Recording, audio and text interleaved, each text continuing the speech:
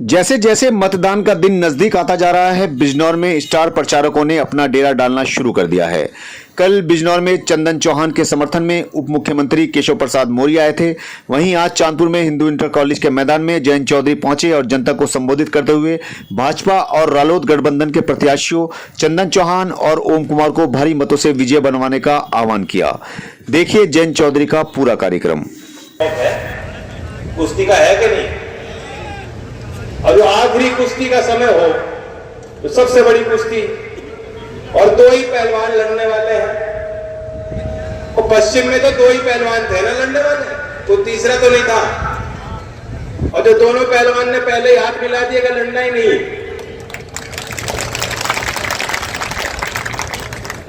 तो है कि नहीं किस्मत वाला? इनकी किस्मत की रखवाली कौन करेगा? हम करेंगे। और क्यों करनी है? कारण तो बहुत है। हम एनडीए में हैं, 10 साल हम विपक्ष में रहे, और विपक्ष में जो भूमिका होती है सवाल उठाने की, विरोध करने की, लाठियां भी खानी पड़ती हैं। सरकार में जो भी ताकत हो उनकी कोशिश होती है कि जनता में शांति बनी रहे, विरोध के स्वर ना उठे। तो वो सब भी अपने कंधों पे लोकदल के कार्यकर्ताओं ने लिया है, इसमें कोई शक नहीं। और मैं आपको धन्यवाद देता हूं लोकदल के कार्यकर्ताओं को, बिना किसी सत्ता के, बिना किसी लालच के, मेरे हर मोड़ पे, अब उससे पहले चौधरी अजीत सिंह जी के साथ और उससे पहले चौधरी चरण सिंह जी के साथ डट के खड़े रहे। मैं आपको धन्यवाद देता हूं।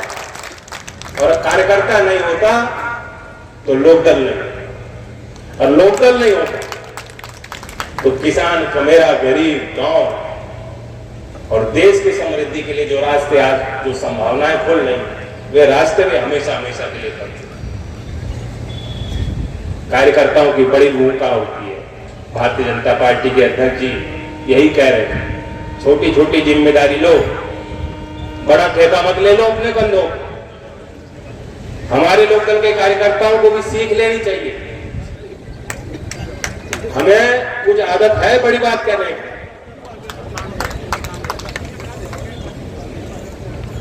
ठीक है, हुआ भी बना रहना चाहिए, थोड़ा बहुत डर भी अच्छा है, लेकिन अब काम का समय है। माफी चाहता हूं, हमारे दोनों जो प्रत्याशी हैं, आपके प्रत्याशी यहां खड़े हैं, आप भी बैठो आराम से, अभी तो बहुत आपको मेहनत होगा।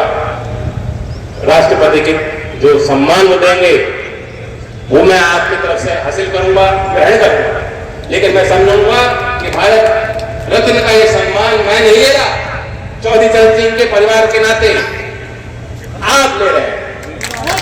बिजनौर का, नगीना का, गांव गांव का बच्चा ले रहा है, यहाँ की महिला ले रही है, यहाँ के किसान ले रहे हैं। हम लोग विपक्ष में थे, लेकिन ऐसा नहीं है, हम लोग भी देखते थे सरकार ने अच्छे काम किए। एक तो गतिशीलता लाए हैं सरकार के कामकाज में, सीधा लोगों के खातों में जो योजनाओं का निर्माण है वहां से लेकर क्रियान्वयन तक सीधा खातों में जब पैसा निधि पहुंच रही है तो सीधा प्रभाव है, कोई बिचौलिए की जरूरत। चौधरी चरण सिंह जी की सबसे बड़ी चिंता होती थी भ्रष्टाचार। अभी चुनावी माहौल में हम देख रहे हैं विपक्षी पार्टियां हर 2 घंटे में टिकट बदल रहे हैं ना टिकट। बल्कि बिजनौर की तो खूब किस्मत है, बिजनौर के लोग पता नहीं कहां जाकर चुनाव लड़ रहे हैं। चौधरी चरण सिंह जी भी टिकट कभी कभी बदल देते थे। अब क्यों बदलते थे? उनके कान में आके गोबर कर कहता था ये शराब पीता है, ये बहुत बदचलन आदमी, अच्छा आदमी नहीं है, नैतिकता पे सवाल उठा देता था। चौधरी साहब ने कहा अच्छा, और ऐसी सभाओं में जाकर कह देते थे मुझसे गलती होगी। आज ऐसा कोई उदाहरण, ऐसी कोई मिसाल आपके आज के राजनीति में शायद, तो ये साबित करता है कि चौधरी चरण सिंह जी के मन में, हृदय में सबसे बड़ी चिंता थी कि सरकारी योजना का लाभ जमीन तक, धरातल तक पहुंचे, भ्रष्टाचार से लोगों को, आम लोगों को मुक्ति मिले। कैसे होगा? में मोबाइल फोन है, मोबाइल फोन से बैंक का खाता लिंक है। भारत सरकार की योजना दे रही है, घोषणा कर रही है कि हम वहां से रुपए देंगे और सीधा आपको मिल रहा है। मातृ शक्ति बैठी है। NFHS national family health survey जो पिछला राउंड हुआ, 5वां राउंड 2019-20 का आंकड़ा, वो ये दिखाता है कि अब 54% महिलाएं खुद मोबाइल फोन चलाती हैं। पहले बहुत कम आंकड़ा। बैंक खाते 2005-6 में सिर्फ 15% महिलाओं के खुद के बैंक खाते थे, जिनका संचालन महिलाओं के हाथ में। ये 10 साल में 15-16 में आंकड़ा पहुंच गया 53%। और 19 से 21 के इस सर्वेक्षण ने बताया आज 78% से ज्यादा महिलाएं अपने बैंक के खाते को चला रही हैं। जो अपने खेत में जो है फसल की रखवाली कैसे करनी है और कटाई के वक्त पे और मंडी तक कैसे वो पहुंचाना है, अब वो काम का वक्त है। तो बड़ी जिम्मेदारी, अपने से ऊपर की तस्वीर मत देखिए कि क्या होगा। जो अपने घर की बात है, परिवार की, मोहल्ले की, समाज की, क्षेत्र की, उतनी सब लोग कर लेंगे और निभा लेंगे। तो अपने आप जो तस्वीर हम बनाना चाहते हैं, बिजनौर की हो, नगीना की हो और पार्लियामेंट की जहां 400 पार का लक्ष्य हमने दिया है, वो तस्वीर बन जाएगी कि नहीं बन जाएगी।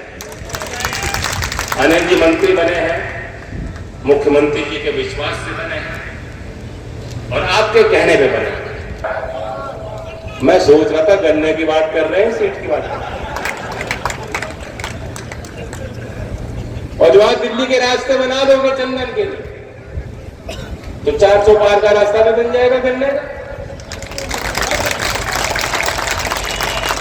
हम लोग जहां भी हैं, जैसे भी हैं, जितने लायक हैं, जो चौधरी चरण सिंह जी को मानते हैं, हमारा यही एक सूत्रीय कार्यक्रम है, किसानों के लिए कैसे किसानों का भला होगा। और मुझे बहुत खुशी है, मैं जानता हूं कि आप बहुत ज्यादा प्रफुल्लित हुए होंगे, खुश हुए होंगे। में 2 दिसंबर की वो तारीख, 2 दिसंबर भोकरड़ी में सभा चंदन ने कराई थी और मैं पहली बार आप मौजूद है। मैंने उस मन से कहा था कि हमारी इच्छा है कि चौधरी चरण सिंह जी को भारत रत्न मिल जाए। तब मुझे नहीं मालूम था और आप सबने पुरजोर उसका समर्थन किया। करने को तो इससे पहले भी सरकारें रही, वह भी कर सकते। इच्छा शक्ति होनी चाहिए। पहली बार भारत सरकार ने सोचा कि सम्मान उस नेता का होना चाहिए जिसने गांव की गलियों से उठकर और गांव के छोटे छोटे पाठशालाओं में पढ़ने वाले नौजवान और खेत में कामगार मेहनत करने वाले, उनके हौसले को बढ़ाने के लिए ऐसे नेता को हम भारत रत्न दें। तो अगर जिंदा रखना चाहते हैं और जब तक चौधरी चरण सिंह जी अमर रहेगा नारा गांव के लोग लेंगे, नौजवान लेगा, सरकार किसी की हो, उस पे किसान का और गांव का दबाव, नैतिक दबाव बना रहा है। नहीं अच्छा मंत्री और प्रधानमंत्री और MP क्यों ना हो, मजाल है कि गांव में चला जाए, कोई जरूरत नहीं पड़ेगी। देश की बदलती तस्वीर में आज भी चौधरी चरण सिंह जी के विचार प्रासंगिक हैं, प्रभावशाली हैं।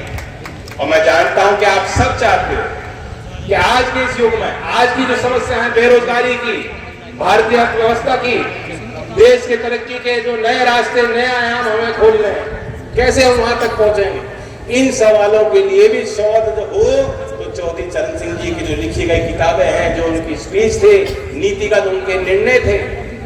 मैं सवाल पूछना चाहता हूं कि आप नहीं चाहते कि आज के नए युग का नौजवान जो विश्वविद्यालय में पढ़ रहा है, जो मेरठ चौधरी चरण सिंह विश्वविद्यालय में पढ़ रहा है, अगर वो चाहता है कि मैं PhD करना चाहता हूं, मैं शोध करना चाहता हूं, मैं अनुसंधान करना चाहता हूं चौधरी चरण सिंह जी पे, अगर भारत रत्न ना मिला होता तो ऐसे नौजवानों को कोई सुविधा विश्वविद्यालय से या सरकार से या हम लोगों से नहीं मिल पाती। संस्थागत तरीके से अब मिलेगी, नए विचार उससे निकलेंगे, आज की समस्याओं के नए समाधान भी उससे निकल सकते हैं, क्योंकि चौधरी साहब एक विजनरी लीडर, वो छोटी सीमाओं तक नहीं उनको बांधा जा सकता। वो एक समाज के नेता नहीं थे, एक क्षेत्र के नेता नहीं थे, हम लोग जानते हैं कि किसानों के लिए उन्होंने मजबूत वकालत की, लेकिन आप लोग अनभिज्ञ नहीं है। आप जानते हो कि देश में जो सबसे गरीब वर्ग है, वंचित समाज के लोग, अनुसूचित जात के लोग, पहला इस देश में उदाहरण बनाया कि उस समाज के लिए आरक्षण और जमीन का मालिकाना हक जब पटवारियों को एक कार्यक्रम के तहत उन्होंने हार किया था और लेखपाल की भर्ती की थी, चौधरी चरण सिंह जी ने वो सोचा। और इतने अनेक उदाहरण मैं दूंगा, मुझे आपको तो बताने की जरूरत नहीं, चौधरी साहब के बारे में आप जानते हैं। तो मात्र शक्ति के निर्णय से जीते हैं, सिर्फ आपके कहने से नहीं जीत होगी।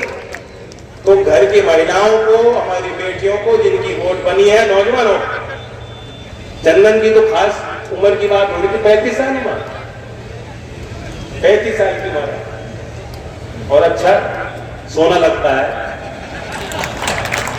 अध्यक्ष को कौन कह रहा था? ओमपाल जी कह रहे थे चंदनियों का बहुत ठंडे स्वभाव का, अच्छे स्वभाव, सरल स्वभाव का। जब ये मीरापुर से चुनाव लड़ना था तो मैंने इसके गाल खींच के बोला कि देखो कितना मासूम है, बोला था। संजय जी भी बहुत सीधे आदमी, सीधे थे कि नहीं थे? जो काम होता था कहते थे, जो नहीं था बस में कह देते थे। उस चक्कर में कभी कभी बुराई मिल जाती है। आज के लाग लपेट के जमाने में कोई सुनना नहीं चाहता कि मेरा काम ना हो। तो इसलिए संजय को भी सीखने को मिलेगा आपसे। ओमपाल जी हमारे नेता हैं, हमारे प्रत्याशी हैं, दोनों के लिए ओमपाल जी का सिंबल है, बताओ क्या है, और चंदन का सिंबल आप करना। ओम कुमार जी नगीना से हमारे कमल के फूल का, उनका लोटस का सिंबल और हैंडपंप नल का सिंबल आपके चंदन चौहान। और सभी पता है कि कमल का फूल वहां खिलता है जहां जल हो, जल की आवश्यकता फूल के खिलने को है। तो दोनों का ये मिश्रण, दोनों का मेल, और मुझ पे विश्वास कीजिए, क्या हम लोग जब सरकार में हैं, अनिल जी आपके मंत्री, बिजनौर के लोगों का विशेष अधिकार लोकदल के लोगों का इन पे बना, और इन्हीं के माध्यम से एनडीए में शामिल होकर हम लोग साथ मिलकर कुछ फैसले लेंगे, इसका सीधा लाभ हमारे किसान को, महिलाओं को और नौजवानों को मिल सकेगा, और बिजनौर जनपद और नगीना के पार्लियामेंट क्षेत्र को मिलेगा। इसके लिए हम सब लोग मिलकर प्रयास करेंगे। धन्यवाद। जय हिंद।